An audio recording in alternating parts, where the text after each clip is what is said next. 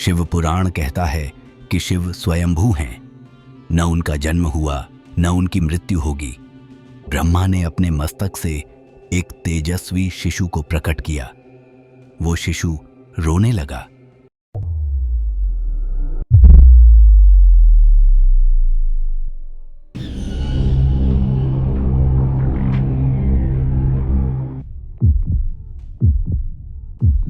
जो कहानी मैं आज तुम्हें सुनाने जा रहा हूं, वो समय की शुरुआत से भी पहले की है। वो समय जब कुछ भी नहीं था, न सूरज की किरणें, न चांद की चांदनी, न हवा का झोंका, न धरती की हरियाली। सिर्फ एक अनंत, गहरा, काला शून्य। लेकिन उस शून्य में कुछ था, कुछ ऐसा जो सृष्टि की नींव बनने वाला था। उस शून्य में एक हल्की सी हलचल हुई, एक कंपन, एक गूंज जो धीरे धीरे तेज होने लगी। ओम ओम ओम। ये वो ध्वनि थी जो सृष्टि को जन्म देने वाली थी। शिव पुराण कहता है कि सृष्टि की शुरुआत से पहले न ब्रह्मा थे न विष्णु। लेकिन एक दिन उस शून्य में दो शक्तियां प्रकट हुईं।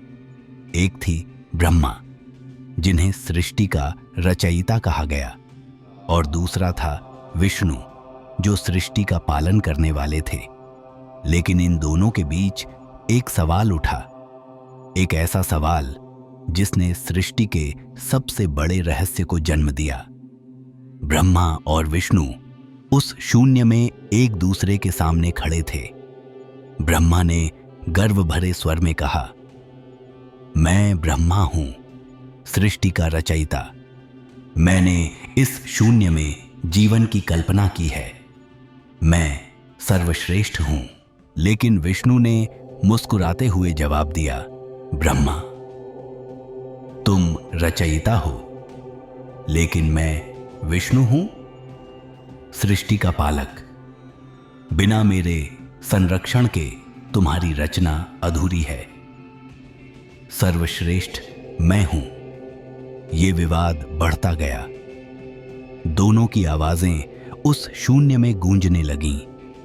उनकी शक्तियां आपस में टकराने लगीं। शून्य में एक तूफान सा मच गया। बिजलियां चमकने लगीं। और तभी उस शून्य के बीचों बीच एक चमक पैदा हुई। वो चमक ऐसी थी जैसे सैकड़ों सूरज एक साथ जल उठे हों।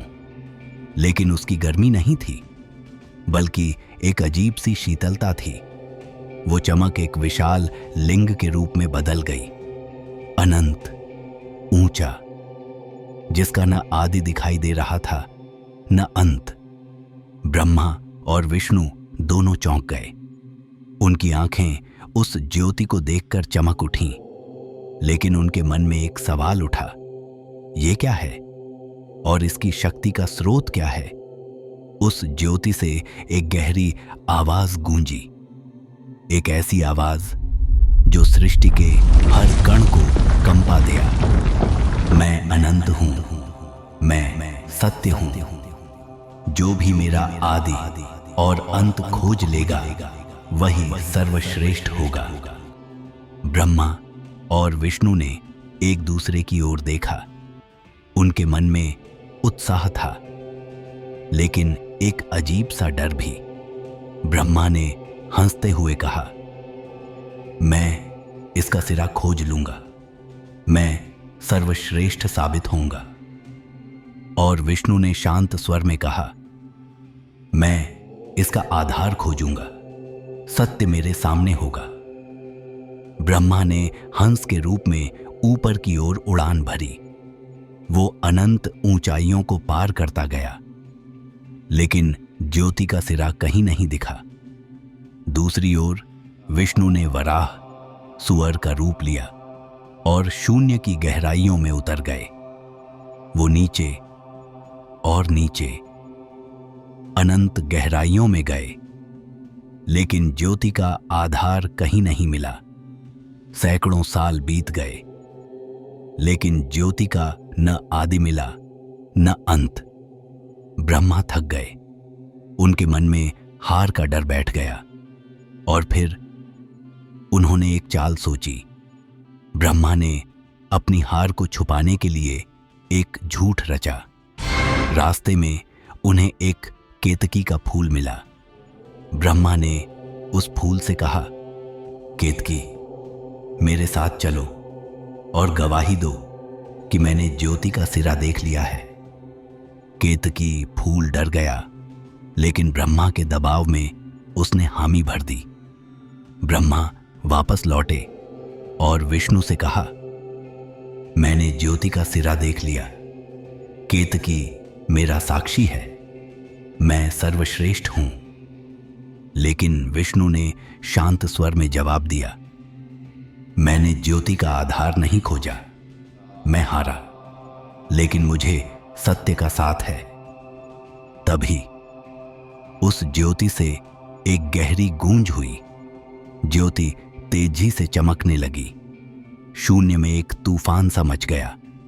बिजलियां कड़कने लगीं और उस ज्योति के बीच से एक आकृति प्रकट हुई। वो आकृति ऐसी थी जैसे सैकड़ों सूरज एक साथ चमक रहे हों, लेकिन उसकी आंखों में एक अजीब सी शीतलता थी और उसके मस्तक पर एक चंद्रमा चमक रहा था। वो था शिव, सृष्टि का संहारक और सृष्टि का आधार। शिव ने अपनी आंखें खोली। उनकी आंखों से एक ऐसी ज्योति निकली जो शून्य को रोशन कर दे। उनकी आवाज गूंजी, मैं शिव हूं, मैं अनंत हूं, मैं सत्य हूं। ब्रह्मा, तुमने झूठ बोला, तुमने सत्य का अपमान किया। शिव की आवाज से ब्रह्मा कांपने लगे। शिव ने अपने त्रिशूल को उठाया और एक तेज चमक के साथ ब्रह्मा का एक सिर काट दिया।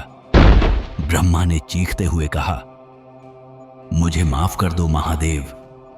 शिव ने कहा, ब्रह्मा, तुम्हारी सजा यह है कि सृष्टि में तुम्हारी पूजा नहीं होगी। और केतकी, तुमने झूठ की गवाही दी, तुम्हें भी सजा मिलेगी। मेरी पूजा में तुम्हारा कभी इस्तेमाल नहीं होगा। फिर शिव ने विष्णु की ओर देखा और कहा, विष्णु, तुमने सत्य का साथ दिया, तुम्हारी भक्ति सृष्टि में हमेशा पूजी जाएगी। शिव की ज्योति धीरे धीरे शांत हुई, लेकिन उनकी उपस्थिति सृष्टि में हमेशा के लिए बस गई। वो ज्योति, वो लिंग सृष्टि का आधार बन गया। शिव पुराण कहता है कि शिव स्वयंभू हैं, न उनका जन्म हुआ न उनकी मृत्यु होगी। वो अनादि हैं, अनंत हैं। लेकिन शिव की कहानी यहीं खत्म नहीं हुई। सृष्टि को पूर्ण करने के लिए संहार की जरूरत थी।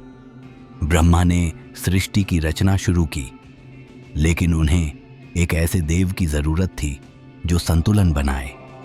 शिव पुराण कहता है कि ब्रह्मा ने अपने मस्तक से एक तेजस्वी शिशु को प्रकट किया। वो शिशु रोने लगा। उसकी चीखें शून्य में गूंजने लगीं। ब्रह्मा ने पूछा, बेटा, तुम क्यों रो रहे हो? शिशु ने जवाब दिया, मुझे नाम दो, मुझे पहचान दो। ब्रह्मा ने उसे नाम दिया रुद्र। रुद्र यानी वो जो रोता है। लेकिन वो रुद्र साधारण शिशु नहीं था। वो शिव का ही एक रूप था, सृष्टि का संहारक।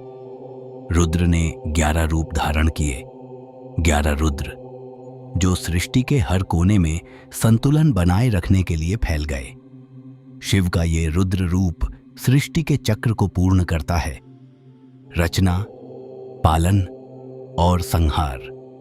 बिना संहार के सृष्टि अधूरी है और वो संहारक हैं शिव। शिव का प्राकट्य सृष्टि का आधार बना। वो ज्योति, वो लिंग सृष्टि की नींव बन गया। शिव स्वयंभू हैं, न उनका जन्म हुआ, न उनकी मृत्यु होगी। वो अनादि हैं, अनंत हैं। शिव पुराण कहता है कि शिव सृष्टि से परे हैं। वो संहारक हैं, लेकिन उनकी हर क्रिया में रचना की नींव छुपी है। वो रुद्र हैं, वो महादेव हैं, वो भोलेनाथ हैं। सृष्टि का चक्र चलता रहेगा, रचना, पालन और संहार के साथ। और उस चक्र का आधार हैं शिव। लेकिन इस कहानी के साथ एक सवाल भी आता है, क्या यही सत्य है?